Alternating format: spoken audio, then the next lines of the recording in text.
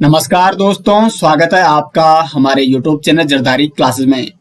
दोस्तों, Indian history का आज ये 26वां लेक्चर है जिसमें हम यहाँ पे बात करेंगे बहमनी साम्राज्य के बारे में। इंडियन हिस्ट्री के दोस्तों अब तक 25 लेक्चर कंप्लीट हो चुके हैं और जो अंतिम 25वां लेक्चर था उसमें मैंने आपको विजयनगर साम्राज्य के बारे में डिटेल्स में बताया था। 25वें लेक्चर में हमने विजयनगर साम्राज्य में जितने भी वंश थे सभी वंश के प्रत्येक शासक के बारे में डिटेल्स में अध्ययन किया था और साथ ही साथ वहां पे विजयनगर साम्राज्य की जो किस प्रकार की विजयनगर साम्राज्य की प्रशासनिक व्यवस्था हुआ करती थी इसके बारे में भी हमने डिटेल्स में अध्ययन किया। आज दोस्तों हम यहाँ पे 26वें लेक्चर में बहमनी साम्राज्य के बारे में डिटेल्स में अध्ययन करेंगे, क्योंकि विजयनगर साम्राज्य और बहमनी साम्राज्य ये दोनों एक दूसरे के समकालीन थे और एक दूसरे के बीच इनमें लगातार संघर्ष भी चलता रहा। ये मैंने आपको पिछले लेक्चर में बता दिया था। तो शुरुआत करते हैं दोस्तों आज बहमनी साम्राज्य से।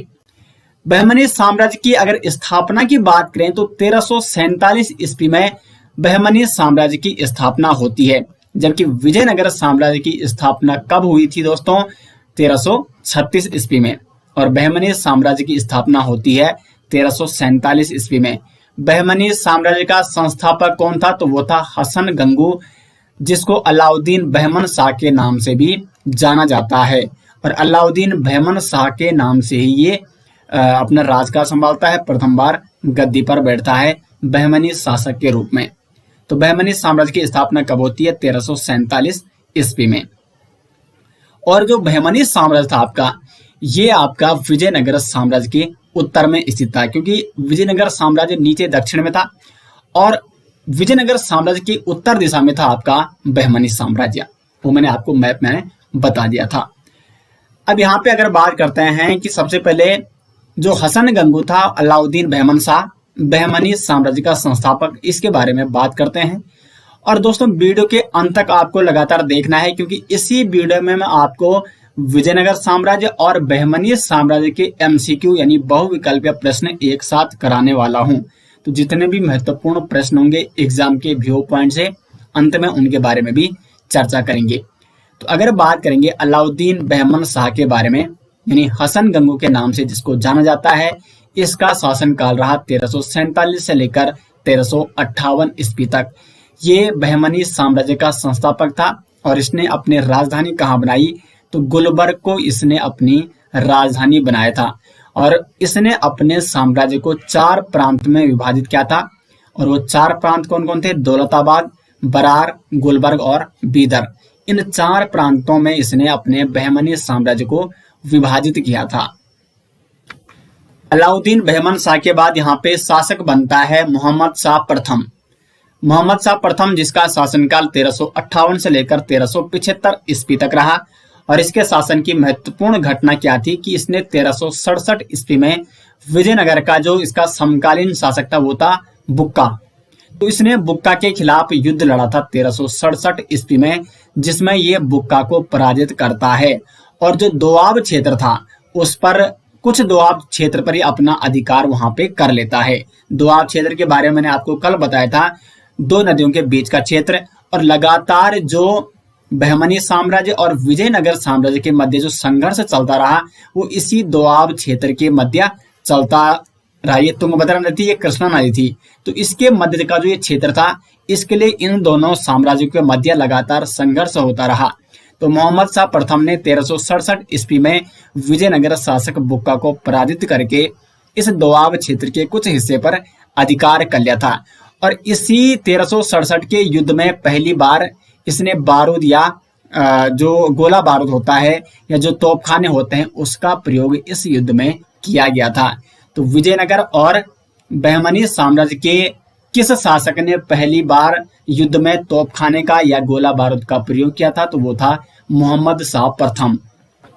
उसके बाद मोहम्मद शाह प्रथम के बाद शासक बनता है मोहम्मद शाह द्वितीय। 1378 से लेकर 1397 ईस्वी तक इसका शासन काल रहता है, लेकिन इसके शासन काल की कोई विशेष महत्वपूर्ण ऐसी घटना नहीं है। वैसे बहमनी साम्राज्य से उतने ज्यादा प्रश्न नहीं बनते हैं जितने ज्यादा विजयनगर साम्राज्य से बनते हैं। तो पिछला लेक्चर जिन अभ्यर्थियों ने नहीं देखा है तो उसको आपको जरूर देखना है। मोहम्मद शाह द्वितीय के बाद शासक बनता है बहमनी साम्राज्य का तजाउद्दीन फिरोज शाह।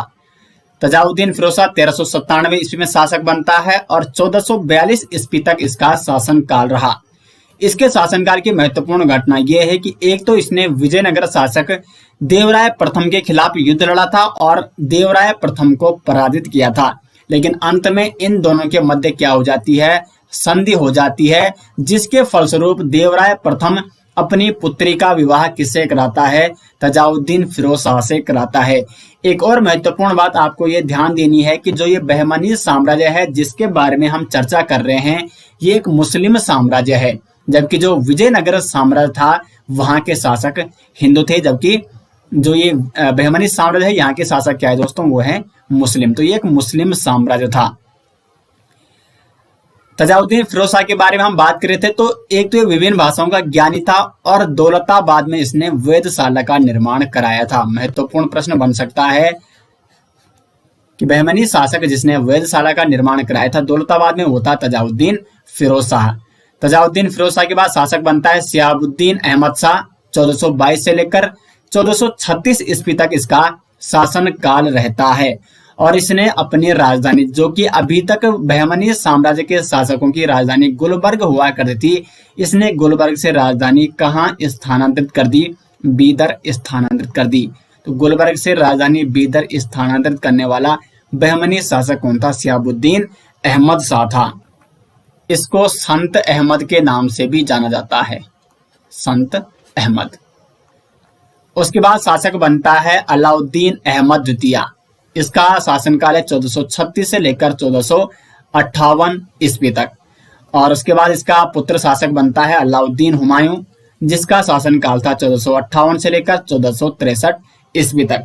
अलाउद्दीन हुमायूं को जालिम शासक या क्रूर शासक के नाम से भी जाना जाता है और इसे दक्कन का नीरो कहा जाता है। तो ये महत्वपूर्ण पॉइंट है। जो महत्वपूर्ण पॉइंट होते हैं वो मैं आपको बता देता हूं। तो दक्कन का नीरो किसे कहा जाता है, तो अलाउद्दीन हुमायूं को दक्कन का नीरो कहा जाता है। अलाउद्दीन हुमायूं के बाद शासक बनता है मोहम्मद तृतीय। दोस्तों मैं आपको वही पॉइंट यहाँ पे एक्सप्लेन कर रहा हूं जो कि एग्जाम के व्यू पॉइंट से महत्वपूर्ण है, क्योंकि ज्यादा डिटेल्स में हम जाएंगे नहीं। जो एग्जाम के व्यू पॉइंट से महत्वपूर्ण पॉइंट होंगे वो हम यहाँ पे डिटेल्स में चर्चा करेंगे। तो अलाउद्दीन हुमायूं के बाद शासक बनता है मोहम्मद तृतीय, जिसका शासनकाल था 1463 से लेकर 1482 ईस्वी तक। इसके शासनकाल में बहुत सारी महत्वपूर्ण घटनाएं घटी थी। सबसे महत्वपूर्ण घटना ये थी कि एक तो ईरानी व्यापारी था महमूद गवां।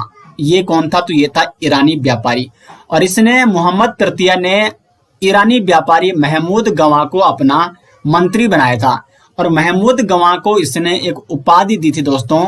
ये उपाधि क्या थी, तो ये थी उपाधि मलिक ए तुजार।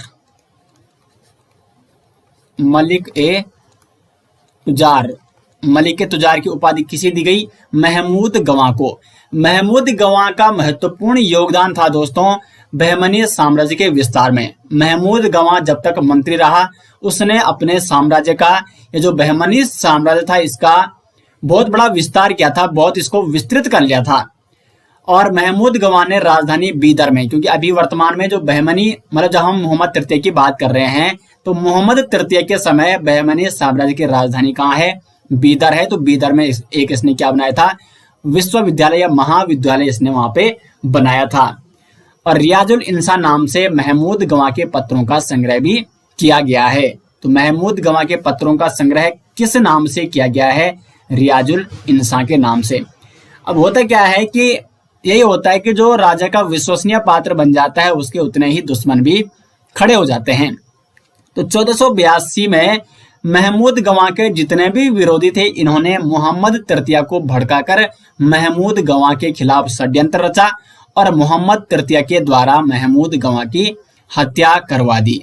यहां से क्या हो जाता है, जो बहमनी साम्राज्य अब तक विस्तार कर रहा था, महमूद गवां ने बहमनी साम्राज्य के विस्तार में एक बहुत बड़ा योगदान दिया था, वो उसका अब यहां से पतन शुरू हो जाता है। तो मोहम्मद तृतीय के जो मंत्री थे महमूद गवां, उसकी हत्या स्वयं किसने की, मोहम्मद तृतीय ने की, क्योंकि इसके जो महमूद गवां के जो विरोधी थे उन्होंने मोहम्मद तृतीय को भड़का दिया था और महमूद गवां के खिलाफ षड्यंत्र रचकर उसकी हत्या करवा दी। इसके शासनकाल की और महत्वपूर्ण घटना यह है कि एक तो रूसी यात्री निकितन 1470 ईस्वी में बहमनी राज्य की यात्रा पर आया था मोहम्मद तृतीय के शासनकाल में। उसके बाद मोहम्मद तृतीय के बाद शासक बनता है महमूद शाह। 1482 से लेकर 1518 ईस्वी तक इसने शासन किया। इसके शासनकाल की महत्वपूर्ण घटना यह है कि एक तो वास्तविक सत्ता स्वयं इसके हाथ में थी नहीं। इसकी शासनकाल की जो वास्तविक सत्ता थी वो थी इसके मंत्री अमीर उल बरीद के हाथ में। अमीर उल बरीद को दक्कन का लोमड़ी भी कहा जाता है। महत्वपूर्ण प्रश्न बन सकता है, दक्कन का लोमड़ी किसे कहा जाता है? अमीर उल बरीद। जबकि दक्कन का नीरो किसे कहा जाता है? तो वो कहा जाता है अलाउद्दीन हुमायूं को। तो दक्कन का लोमड़ी या दक्कन की लोमड़ी अमीर उल बरीद, जो कि महमूद शाह का क्या था, मंत्री था, इसके हाथों में इस समय बहमनी साम्राज्य की संपूर्ण सत्ता थी। लेकिन होता क्या है यहाँ पे कि महमूद शाह के ही शासनकाल के दौरान जो बहमनी साम्राज्य था वो 4 राज्यों में स्वतंत्र हो गया। 4 राज्य इससे अलग हो गए। मैंने आपको अभी थोड़ी देर पहले बताया था कि जैसे ही महमूद गवां की मृत्यु हो जाती है, महमूद गवां की हत्या की जाती है, तो बहमनी साम्राज्य का यहाँ से पतन शुरू हो जाता है। और उसी के बाद का जो नेक्स्ट शासक है महमूद शाह, इसके काल में ही यहाँ पे क्या हो गया है, बहमनी साम्राज्य 4 राज्यों में टूट चुका है। 4 राज्य इससे स्वतंत्र हो चुके हैं। कौन कौन थे 4 राज्य? अभी इनके बारे में आगे आपको डिटेल से बताऊंगा। बरार, बीजापुर और उसके बाद अहमदनगर और चौथा था गोलकुंडा। ये 4 राज्य बहमनी राज्य से स्वतंत्र हो चुके थे। लेकिन बहमनी साम्राज्य कुल कितने राज्यों में टूटता है? अंत में 5 राज्यों में। अभी भी एक राज्य का पृथक होना अभी बाकी रह गया है। तो अभी देखो, महमूद शाह के शासनकाल के दौरान 4 राज्य बहमनी साम्राज्य से अलग हो गए, बरार, बीजापुर, अहमदनगर और गोलकुंडा। उसके बाद यहाँ पे शासक बनता है कलीमुल्ला, और कलीमुल्ला का जो शासनकाल है वो है 1518 से लेकर 1527 ईस्वी तक। ये बहमनी वंश का अंतिम शासक था। और इसके शासनकाल की महत्वपूर्ण घटना यह है कि बहमनी साम्राज्य से बीदर राज्य भी अलग हो जाता है। कब होता है? 1526 ईस्वी में। और इस प्रकार से 5 अलग अलग राज्यों में बहमनी साम्राज्य टूट जाता है। और जब ये बहमनी साम्राज्य 5 अलग अलग राज्यों में टूट चुका है, 5 राज्य इससे स्वतंत्र हो चुके हैं, इसका मतलब ये है कि बहमनी साम्राज्य पूर्ण रूप से यहाँ पे समाप्त हो जाता है। तो बहमनी वंश का या बहमनी साम्राज्य का अंतिम शासक कौन था? वो था कलीमुल्ला। और कलीमुल्ला के शासनकाल में जो अंतिम राज्य था बीदर, वो भी बहमनी साम्राज्य से स्वतंत्र हो जाता है। तो ये शासक थे बहमनी साम्राज्य के। और जिस शासक के जो भी महत्वपूर्ण फैक्ट थे वो मैंने आपको यहाँ पे बता दिए हैं। अब आगे बात करते हैं कि जो बहमनी साम्राज्य का जब विभाजन होता है तो कौन कौन से वो 5 राज्य हैं जो इससे स्वतंत्र हुए थे, उनके संस्थापक कौन थे, उनकी स्थापना कब हुई और किस वंश की स्थापना उस राज्य में हुई थी और उनकी राजधानी कब हुई थी। और अंत में ये राज्य दोस्तों, अंत में फिर किस राज्य में इनका विलय हो जाता है या कौन सा शासक इन्हें अपने साम्राज्य में मिला देता है, इसके बारे में भी डिटेल्स में हम अभी अध्ययन करेंगे। तो ये है बहमनी साम्राज्य का विभाजन। 5 राज्य हैं, बीजापुर, अहमदनगर, बरार, गोलकुंडा और बीदर। बीजापुर पृथक होता है 1489 में, स्वतंत्र होता है बहमनी साम्राज्य से। और इसका संस्थापक था यूसुफ आदिल खां। यूसुफ आदिल खां 1489 में बीजापुर को पृथक करता है बहमनी साम्राज्य से और वहां पर एक नए वंश की स्थापना करता है, आदिल शाही वंश। तो बीजापुर राज्य में कौन से वंश की स्थापना होती है? आदिल शाही वंश की स्थापना होती है। और बीजापुर राज्य की राजधानी नौरसपुर को बनाया जाता है। उसके बाद अहमदनगर यहाँ पे पृथक होता है, स्वतंत्र होता है बहमनी साम्राज्य से। अहमदनगर का संस्थापक था मलिक अहमद। मलिक अहमद ने अहमदनगर की स्थापना की 1490 ईस्वी में। और यहाँ पे किस वंश की इसने स्थापना की? निजाम शाही वंश की। राजधानी इसने कहाँ बनाई? जुनार, अहमदनगर। उसके बाद पृथक होता है बरार। अब देखो, बरार में एक पॉइंट आपको ध्यान देना है। कि कई जगह आपने देखा कि सबसे जो प्रथम राज्य है वो पृथक कौन हुआ था, तो कई जगह आपको कई बुक्स में बरार देखने को मिलेगा 1484 में, लेकिन कई अन्य बुक्स में दोस्तों 1490 भी दिया गया है। मोस्टली बुक में 1484 इसलिए मैंने यहाँ पे 1484 लिखा है, कुछ बुक्स में 1490 भी दिया गया है। लेकिन अधिकांश एग्जाम में जब प्रश्न बना था कि बहमनी साम्राज्य से कौन सा राज्य पृथक पहले हुआ था, तो वो बरार भी दिया गया है। तो इसको आप दोनों आप यहाँ पे नोट कर सकते हैं। बरार 1484 में पृथक हुआ, कई बुक्स के अनुसार 1490 में ये पृथक हुआ या स्वतंत्र हुआ। किसने मतलब कौन था बरार का संस्थापक, तो वो था फतेह उल्लाह इमाद शाह। और फतेह उल्लाह इमाद शाह ने बरार में इमाद शाही वंश की स्थापना की। सबसे महत्वपूर्ण ये है क्योंकि ये अक्सर एग्जाम में पूछा जाता है, बरार में किस वंश की स्थापना हुई थी, इमाद शाही वंश की, और राजधानी बनाई इमाद शाही वंश के शासक फतेह उल्लाह इमाद शाह ने एलिचपुर में। उसके बाद गोलकुंडा, यहाँ का संस्थापक था कुली कुतुब शाह। कुली कुतुब शाह ने बहमनी साम्राज्य से गोलकुंडा को पृथक किया 1512 ईस्वी में। कौन से वंश की स्थापना हुई गोलकुंडा में, कुतुब शाही वंश की, और राजधानी कहाँ थी, गोलकुंडा। और बहमनी साम्राज्य का जो विभाजन होता है तो सबसे अंत में कौन सा राज्य से स्वतंत्र होता है, बीदर।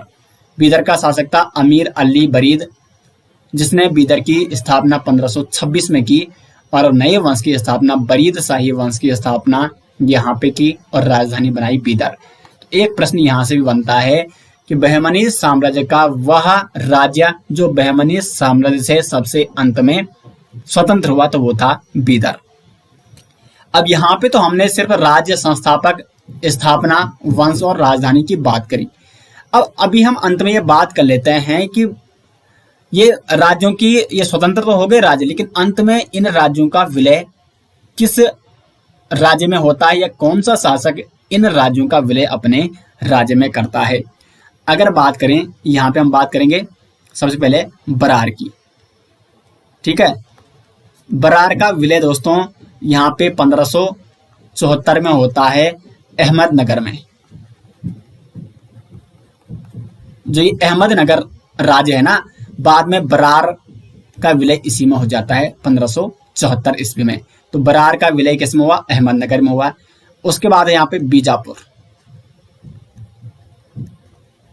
बीजापुर का विलय 1686 में होता है, और ये मुगल साम्राज्य में। अब देखो इस समय मुगल साम्राज्य का शासक कौन है, 1686 में हुआ है औरंगजेब। तो प्रश्न बन सकता है कि बीजापुर का विलय 1686 में मुगल साम्राज्य में किसने किया, वो क्या था, औरंगजेब ने। उसके बाद है अहमदनगर। अहमदनगर, अहमदनगर का 1633 में विलय होता है। इस समय शासक था शाहजहां।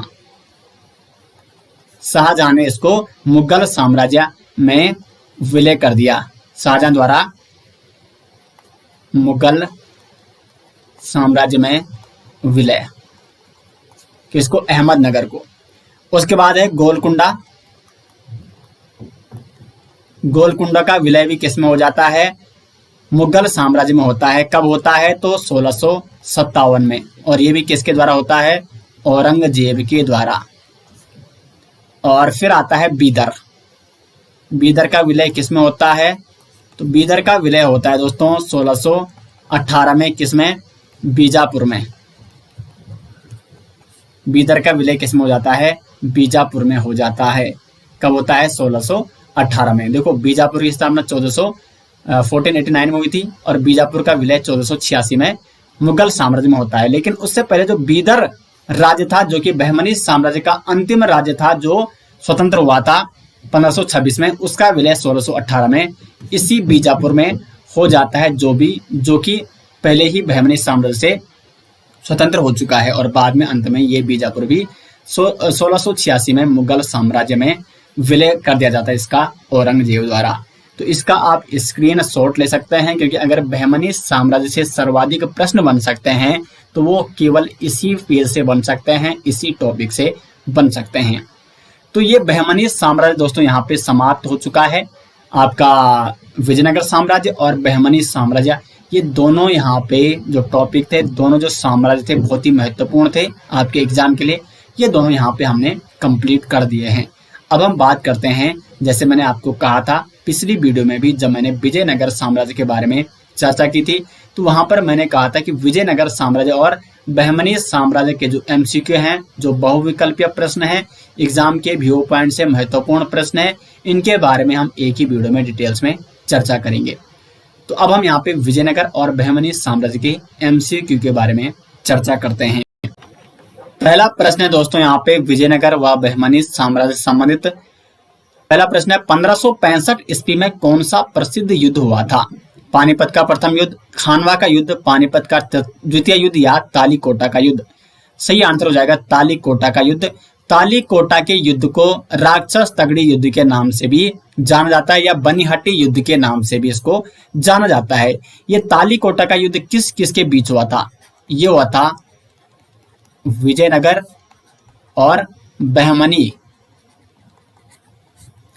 साम्राज्य, ठीक है। लेकिन अभी देखो बहमनी साम्राज्य इस वक्त तक क्या हो चुका था, 5 अलग अलग राज्यों में, स्वतंत्र राज्यों में टूट चुका था। तो बहमनी साम्राज्य के 4 राज्य और विजयनगर, इनके मध्य ये युद्ध हुआ था। अब 4 राज्यों में से एक अकेला राज्य जो कि वो था बरार इस युद्ध में शामिल नहीं हुआ था। तो प्रश्न बन सकता है कि तालीकोटा के युद्ध में बहमनी साम्राज्य के जो 5 स्वतंत्र राज्य थे, उनमें से किस एक राज्य ने हिस्सा नहीं लिया था? वो था बरार। महत्वपूर्ण प्रश्न ये बन सकता है। इसमें ये बहमनी साम्राज्य के 4 राज्य जो एक साथ आए थे, ये इसमें जीत जाते हैं और विजयनगर साम्राज्य का यहाँ से पतन शुरू हो जाता है। दूसरा प्रश्न है कृष्णदेव राय को संज्ञा दी जाती है। तो कृष्णदेव राय जो कि एक महान शासक था विजयनगर साम्राज्य का, इसको यहाँ पे आंध्र भोज एवं अभिनव भोज की उपाधि दी गई है या संज्ञा दी गई है। तीसरा प्रश्न है मुस्लिमों को सेना में नियुक्त करने वाला विजयनगर का प्रथम शासक था।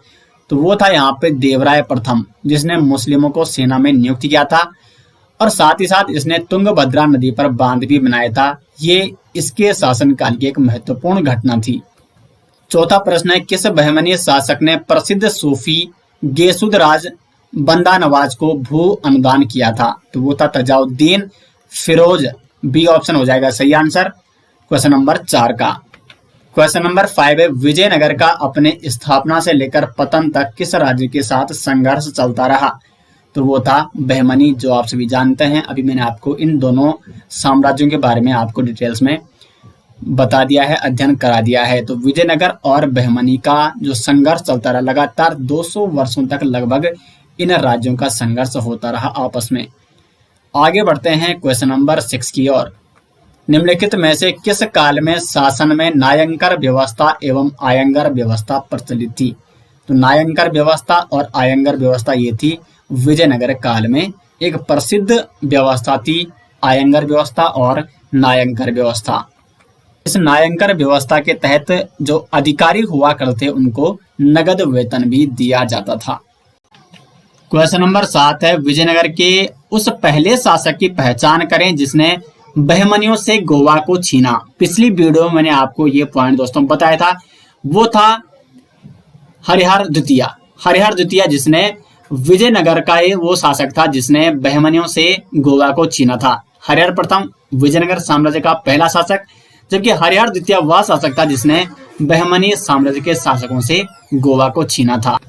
क्वेश्चन नंबर 8 है कृष्णदेव राय के दरबार में अष्टदिग्गज कौन थे? तो अष्टदिग्गज वो थे 8 महान विद्वान तेलुगु भाषा के 8 तेलुगु कवि। बी ऑप्शन हो जाएगा सही आंसर। कृष्णदेव राय के दरबार में अष्टदिग्गज थे, वो थे 8 तेलुगु कवि। इनमें 2 महत्वपूर्ण थे जिनके बारे में मैंने आपको कल बताया था, अलसीपेडन्ना और तेनालीराम। ये 2 नाम काफी प्रसिद्ध हैं अष्टदिग्गजों में से। क्वेश्चन नंबर 9 है विजयनगर साम्राज्य के वित्तीय व्यवस्था की मुख्य विशेषता क्या थी? तो वो थी भू राजस्व।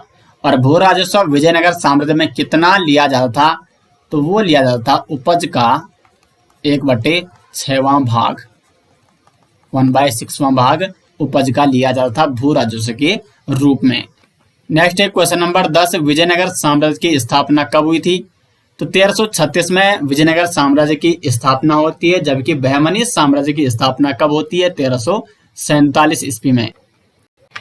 क्वेश्चन नंबर 11 है, इटालियन यात्री निकोलो द कोंटी किस विजयनगर सम्राट के शासनकाल में विजयनगर की यात्रा की थी? तो देवराय प्रथम के शासनकाल में इटालियन यात्री निकोलो द कोंटी विजयनगर आया था और इसने विजयनगर की यात्रा की थी। ये सारे क्वेश्चन दोस्तों मैं आपको डिटेल्स में बता चुका हूँ बहमनी साम्राज्य और विजयनगर साम्राज्य के बारे में। तो ये सारे क्वेश्चन आपको आने चाहिए और ये क्वेश्चन मैं आपको इसीलिए करा रहा हूँ ताकि आप देख सकें यहाँ पे कि किस प्रकार के प्रश्न एग्जाम में पूछे जाते हैं और आपका रिविजन भी यहाँ पे हो सके। क्वेश्चन नंबर 12 है, कृष्णदेव राय किसके समकालीन थे? तो बाबर, मुगल सम्राट बाबर के समकालीन थे कृष्णदेव राय। और बाबर ने अपनी पुस्तक बाबरनामा में भी कृष्णदेव राय को एक महान शासक बताया है। यह महत्वपूर्ण प्रश्न बन सकता है। बाबर ने बाबरनामा में किसका उल्लेख किया है? किस विजयनगर सम्राट का उल्लेख किया है? तो वो था कृष्णदेव राय। क्वेश्चन नंबर 13 है, निम्नलिखित में से विजयनगर राज्य का प्रथम राजवंश कौन था? तो प्रथम राजवंश था संगम राजवंश। संगम राजवंश का संस्थापक कौन था? हरिहर प्रथम। हरिहर प्रथम के बाद शासक बनता है बुक्का और बुक्का के बाद शासक बनता है हरिहर द्वितीय। हरिहर और बुक्का नामक दो भाइयों ने जिन्होंने विजयनगर साम्राज्य की स्थापना की। विजयनगर में पहले वंश संगम वंश के रूप में इन्होंने स्थापित किया। और संगम कौन था? हरिहर और बुक्का का पिता। तो अपने पिता के नाम से इन्होंने संगम वंश की स्थापना की थी। क्वेश्चन नंबर 14 है, फारस के सुल्तान मिर्जा शाहरुख के राजदूत अब्दुल रजाक ने किस विजयनगर सम्राट के शासनकाल में विजयनगर की यात्रा की थी? तो देवराय द्वितीय के शासनकाल में फारस का जो दूत आया था, राजदूत अब्दुल रजाक, ये देवराय द्वितीय के शासनकाल में आया था। क्वेश्चन नंबर 15 है, बहमनी राज्य की स्थापना किसने की? तो हसन गंगू ने बहमनी साम्राज्य की स्थापना की 1347 ईस्वी में। बहमनी साम्राज्य की स्थापना के समय दिल्ली का सुल्तान कौन था? तो वो था मोहम्मद बिन तुगलक। मतलब मोहम्मद बिन तुगलक के शासनकाल के ही दौरान दक्षिण में दो नए साम्राज्यों का विस्तार होता है, उदय होता है। विजयनगर साम्राज्य 1336 ईस्वी में और बहमनी साम्राज्य 1347 ईस्वी में। दोनों मोहम्मद बिन तुगलक के शासनकाल के दौरान दोनों का उदय होता है। क्वेश्चन नंबर 16 है, बहमनी राज्य का अंतिम शासक कौन था? अंतिम शासक था यहाँ पे बहमनी साम्राज्य का कलीमुल्लाह। क्वेश्चन नंबर 17 है, तुगलक वंश के किस शासक के शासनकाल में बहमनी राज्य की स्थापना हुई? तो मोहम्मद बिन तुगलक के शासनकाल में ही बहमनी साम्राज्य और विजयनगर साम्राज्य दोनों साम्राज्यों की स्थापना होती है। क्वेश्चन नंबर 18 है, अहमद शाह ने गुलबर्गा के पश्चात किसे अपनी राजधानी बनाया? तो देखो, पहले बहमनी साम्राज्य की राजधानी गुलबर्गा हुआ करती थी और बाद में अहमद शाह ने इसको राजधानी गुलबर्गा से कहाँ ले गया? बीदर ले गया। बी ऑप्शन हो जाएगा सही आंसर। क्वेश्चन नंबर 19 है, बहमनी साम्राज्य का कितने राज्यों में विभाजन हुआ? तो 5 राज्यों में बहमनी साम्राज्य का विभाजन होता है। और अंतिम क्वेश्चन है, बहमनी साम्राज्य से सबसे अंत में कौन सा राज्य स्वतंत्र हुआ? तो वो था बीदर। डी ऑप्शन हो जाएगा सही आंसर। तो ये थे दोस्तों 20 महत्वपूर्ण प्रश्न विजयनगर साम्राज्य और बहमनी साम्राज्य से संबंधित। उम्मीद करते हैं कि आपको दोनों लेक्चर विजयनगर साम्राज्य का भी और बहमनी साम्राज्य का भी पसंद आया होगा और यहाँ से भी आपका एक भी प्रश्न नहीं छूटेगा अगर आप ये जिस प्रकार से मैंने यहाँ पे आपको दोनों साम्राज्य के बारे में डिटेल्स में बता दिया है उसी अकॉर्डिंग अगर आप नोट्स बनाते हैं तो यहाँ से बहुत कम चांस है कि आपका प्रश्न छूट सके। ये सारे के सारे प्रश्न जहाँ से जो फैक्ट थे, जहाँ से प्रश्न बन सकते थे, वो मैंने आपको डिटेल्स में बता दिए हैं। तो मिलते हैं दोस्तों अब हम, क्योंकि देखो यहाँ पे बहमनी साम्राज्य भी और विजयनगर साम्राज्य समाप्त हो चुका है, तो अब हम यहाँ पे जो नेक्स्ट वीडियो आएगी हिस्ट्री की वो मुगल साम्राज्य से शुरू होगी। ठीक है, तो मुगल साम्राज्य अब शुरू होने वाला है जल्द ही।